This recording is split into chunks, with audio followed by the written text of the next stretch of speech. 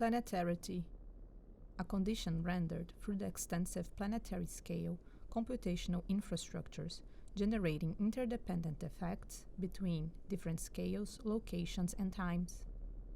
It provides the epistemological framework that exposes the continuous and consequential flows of the planet. As we look into the planetary conditions of Earth and its ongoing climate crisis, we see that current actions for dealing with climate change by the Paris Agreement, proposed and enforced mainly on a voluntary basis, are not enough. Unbalanced carbon cycles and uncontrolled resource extraction reveal the absence of a plan to govern both planetarity and planetary conditions. What would a governance system for climate change look like if it took Earth as a part of space instead of space as an expansion of Earth? What if our experience and comprehension of Earth as a world expanded into a different status closer to that of the Moon, Mars, and beyond? A place where we necessarily have to artificially plan its resources and operate them via new and deliberate legal and epistemological apparatus. In Russian, the word for space is cosmos. In its Greek origin, the concept of cosmos describes the physical nature of space and Earth together. Contrary to astronauts, which are those who traveled from airspace to outer space, cosmonauts are the ones who sailed through the world, planets, and the stars as a whole. Kosmos Law proposes Earth as a subset of space. It is a holistical legal framework and governance model that can replace an outdated space law and update terrestrial governance.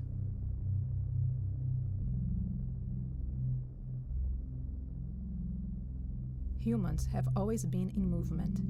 It is a natural logic that coincides with nature's flows and tides. But our history is also full of the limitation of national boundaries.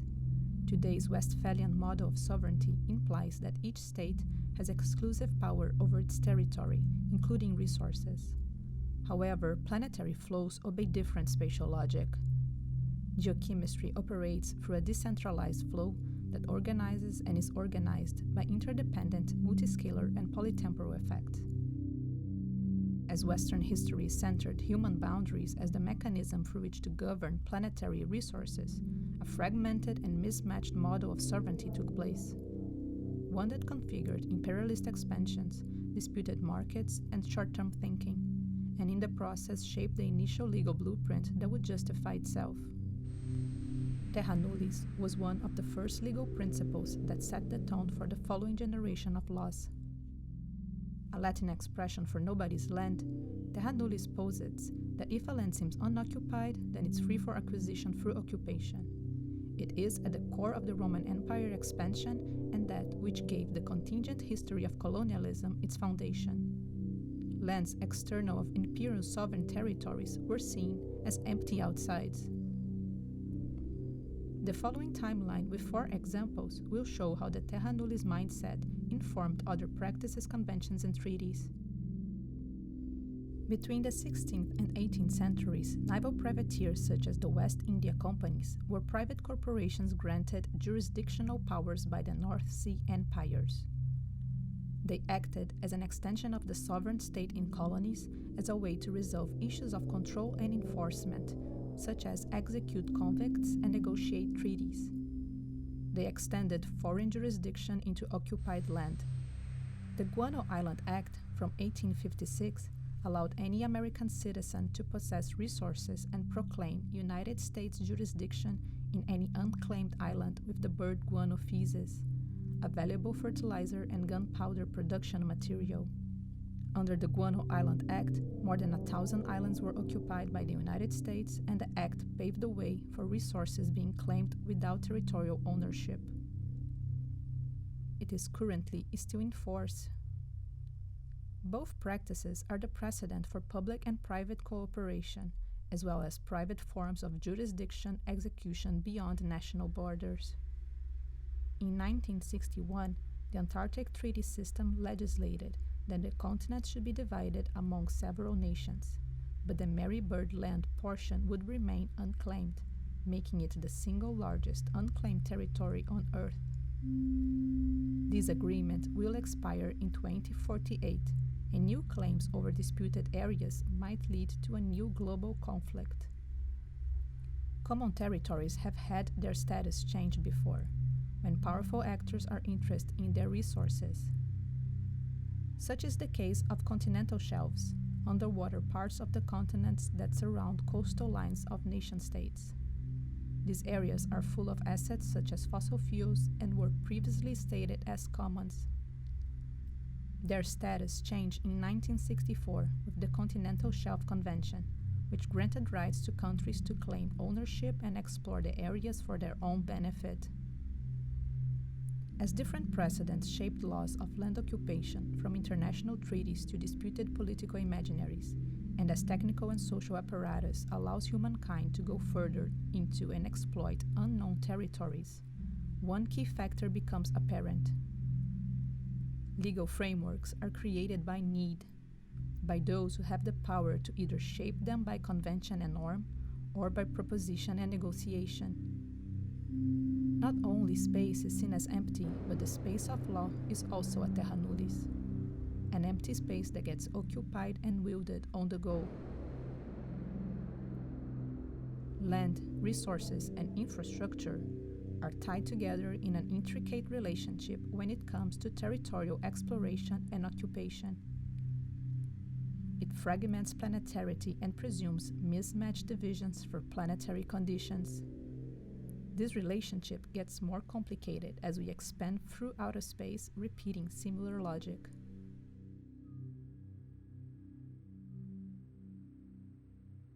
When on October 4, 1957, the Soviet Union sent Sputnik 1 into orbit, a new horizon came into focus.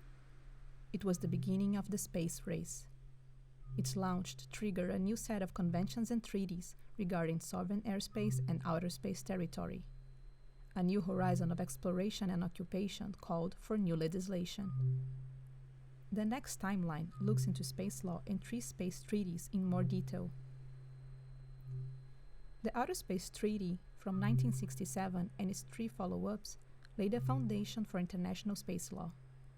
Because of its Cold War baggage, the Outer Space Treaty focused mainly on safety and territorial sovereignty concerns, contemplating international peace. Its main points state outer space as commons, establishing that space is free for exploration and utilization by all nations. It forbids territorial claims in outer space. Yet it was full of gray areas. One of them is the Kármán line, the border that divides where national airspace ends and outer space begins. Its actual position is still undefined, making it possible for nations to manipulate the airspace area for their own purposes. The Outer Space Treaty also failed to provide a feasible framework for future space issues such as lunar and asteroid mining, debris management, and commercialization of space.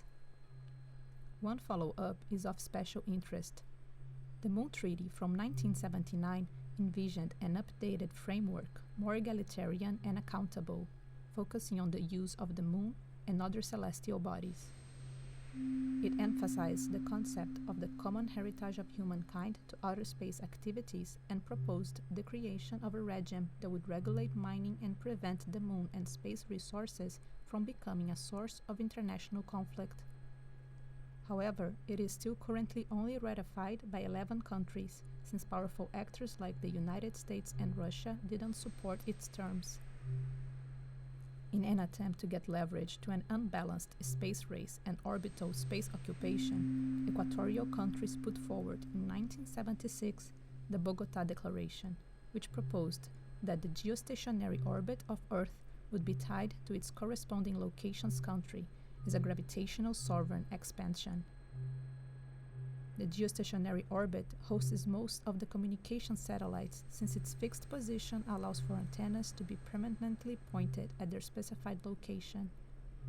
Again, powerful nation-states disregarded the proposition, as it is in their interest to maintain orbit occupation unregulated or ambiguous. Since these treaties were first written, space technologies have developed. The perspective on space exploration also changed from being a display of national power to an extremely profitable activity in the near future. The space industry is foreseen to reach $1 trillion by 2040. Another two contemporary legal blueprints are worth mentioning. With the 2015 Space Act, the United States allowed its citizens and industries to engage in the commercial exploration and exploitation of space resources, paving the way for space privatization. An act that is very close to the Guano Island Act and naval privateers practices. And in May 2020, NASA published the Artemis Accord, a United States alternative to the Moon Treaty that sets the guidelines for the exploration and occupation of the Moon, where prosperity is as important as safety and peace. By legalizing private space enterprises, nation-states will be able to hire private firms to provide a wider range of space services, including space mining. The June 2020 launch of NASA astronauts to orbit by SpaceX marked one of the most important shifts in the direction of states withdrawing from space and giving room to markets. Today's space law says it protects the common interest of the international community with due regard to the corresponding interest of individual states.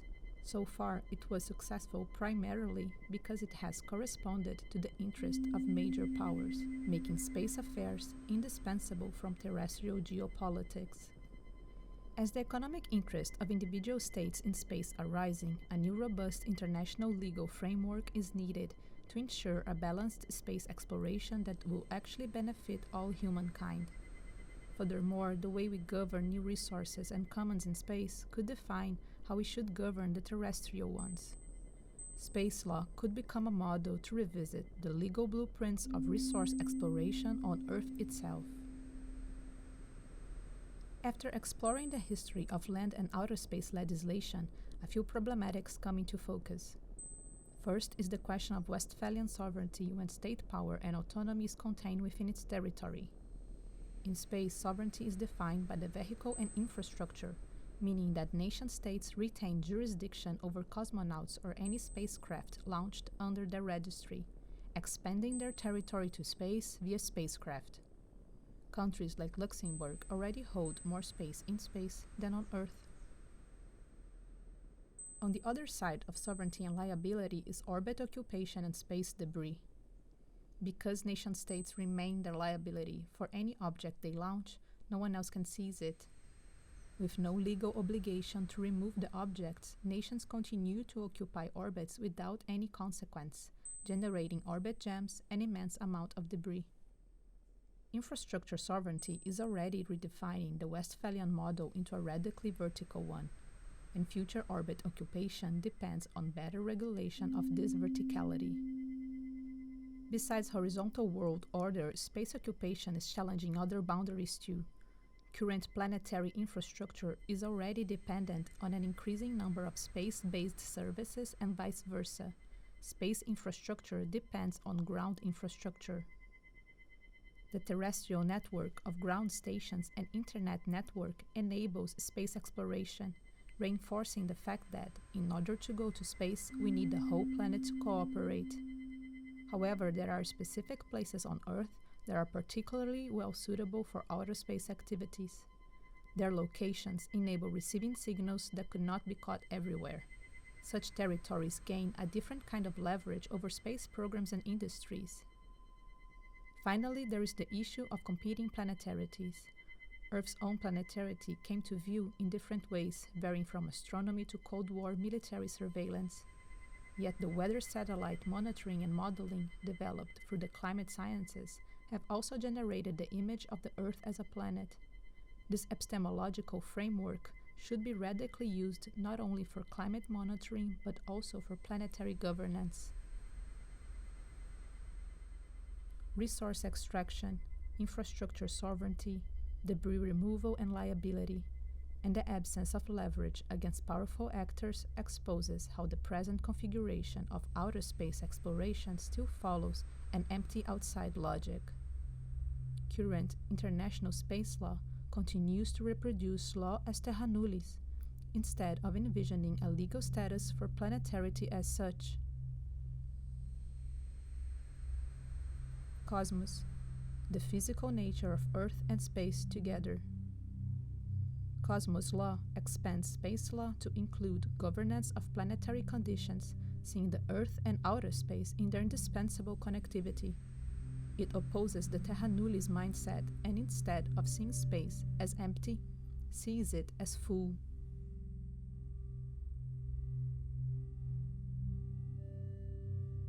The main principles of Kosmos Law are based on protecting a viable planetarity of celestial bodies through establishing and protecting commons that ensure their planetarity. Kosmos Law operates through a model which embraces spatial and physical properties that shouldn't be separated from the legal apparatus. It is composed of 5 layers. The boundaries of those layers are defined by the physical conditions such as gravity, size, and mass of a celestial body. For Kosmos Law, legislation should not just be written but modeled. The layers have different spatiality, but also are largely interdependent. Next, each of the layers is explored in more detail. In outer space, Kosmos Law governs interplanetarity spatiality through a mediation layer. Specifically, it organizes logistical issues such as travel in between celestial bodies and asteroid capture and relocation. On the celestial bodies, Kosmos Law governs the orbits of the planets, the orbital layer, their planetary conditions, the ecosystem layer, the apparatus that informs those conditions, the information layer, and the surfaces and depths, the territorial layer of the celestial bodies. The layers are consequent, overlapping, and interdependent. The orbital layer governs material flows and activities located in the orbits of a celestial body. The layer sets a framework for more egalitarian use of orbit space based on the provisions defined by the information layer and geopolitical realities of the territorial layer. The ecosystem layer defines a legal framework for managing environmental flows and activities tied to the scale of effect on the ecosystem of a celestial body. Its operations are largely informed by the orbital and information layers providing satellite sensing. The information layer sets the rules for information flows of planetary sensing, data collection, storage, and communications. The layer operates within radio frequency spectrum and includes infrastructural facilities with adjacent areas that are needed to support planetary-scale information networks. Due to ground-to-satellite interdependence, the layer is interlinked with the realities of the territorial layer, which finally governs territorial divisions, flows, and extraction of resources on and below the surface of a celestial body, whether solid or liquid. It depends on the ecosystem layer's carrying capacity. Instead of a world, Earth as planet. As Kosmos Law proposes a model for the governance of many different celestial bodies, leveling their status, it also reframes the governance of Earth. Under the Kosmos Law proposition, we now explore in more detail how each layer could affect the management and governance of Earth's viable planetarity, corresponding to the urgent terraforming we need in order to reverse current climate change conditions. The orbital layer would be primarily concerned with governing orbits as commons, which implies an egalitarian distribution of orbit space, and ensuring that everyone benefits from space exploration. To prevent uneven occupation of orbits that further reinforces the dominance of the most powerful space actors, Kosmos Law would introduce orbit rights, an analog to air rights on the surface. It would ensure that every state has an equal area. Nations would even be able to rent an orbit as an alternative way to benefit from the commons. The space industry is already on the rise. Space tourism, cloud services, satellite internet, and transportation above the Kármán line urgently require an agreement on commons-generated revenue.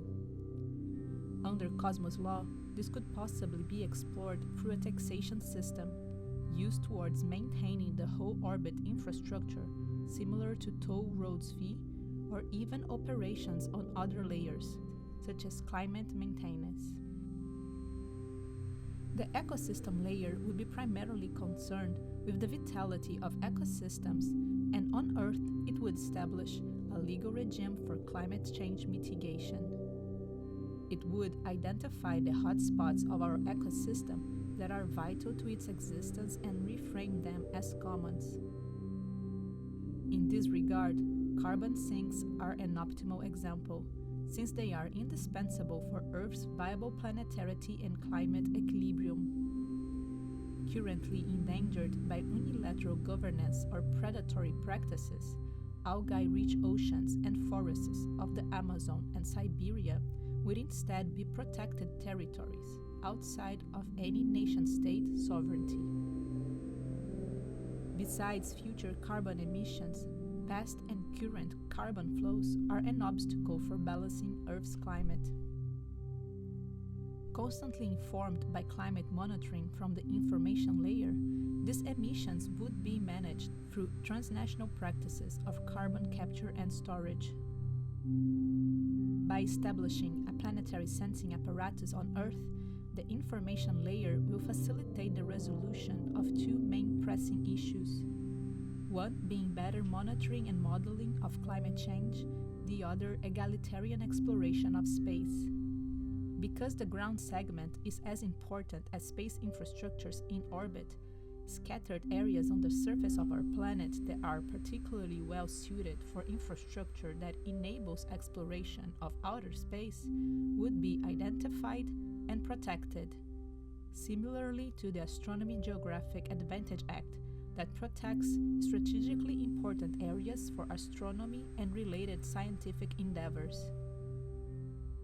Moreover, under the Kosmos Law, this ground-to-satellite interdependency would be used to reinforce the planetary scope needed for outer space exploration. The need for cooperation could become a leverage for equitable use of orbit and against space monopolies. The focus of the territorial layer would be primarily concerned with the configuration of borders and resource extraction and ownership. Application of Kosmos Law to the Earth would explore the implications of sovereignty being expanded to extraterritorial infrastructures. The idea that sovereignty can be fragmented and distributed questions the world order based on the Westphalian model of the nation-state. It opens up a case for more radical forms of sovereignty, one of them being the half-Earth model, which suggests that 50% of all of Earth's territory be left to natural reserves, while the other half for occupation of humans. In this case, sovereignty would be reassembled into new forms of territorial hegemony. Territorial resource ownership and extraction regulation will also be revisited. Building upon the idea that resources of the celestial bodies can be only extracted if the ecosystem carrying capacity allows for it, a better carbon cycle management system will be established. Likewise, possession of the resources under the national soil would not necessarily mean that they can be extracted, especially if extraction negatively affects the viable planetarity. Planetarity, a condition rendered through the decentering of the human from the continuous and consequential flows of the planet. Constructing it through the climate monitoring apparatus can reinforce the planet's interdependencies of ecosystems, infrastructures, information, and resources, and challenge our conceptions of governance at and for planetary scale. Legal frameworks are created by need, and the law distributes power and gives shape to what is possible or otherwise. Our current and most pressing need is the challenge to reverse the climate crisis, which is also the challenge of matching planetary conditions with planetary governance. Space legislation is then an opportunity. Kosmos Law seizes it to counteract the status quo of horizontal sovereignty and arbitrary divisions that produce a fragmented planetarity and our separation from outer space. We have always been cosmonauts.